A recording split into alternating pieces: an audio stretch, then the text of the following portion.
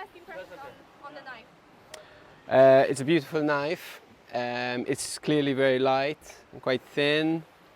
It's got nice striations here on the blade, and it feels very well balanced for me. So yeah. Do you usually cook with such light knives or something heavier? Do you prefer Japanese or German? I spend all day in the kitchen usually chopping veg, so I actually like a nice knife, a nice light knife like this.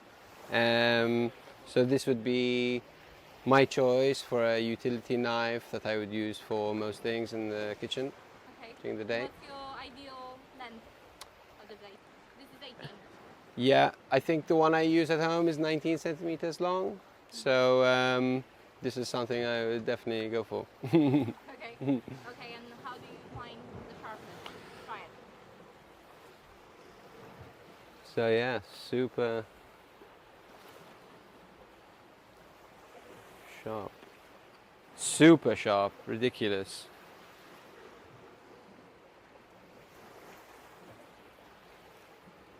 Keep cutting. I mean, The board is small. it's very sharp. Beautiful. I love it.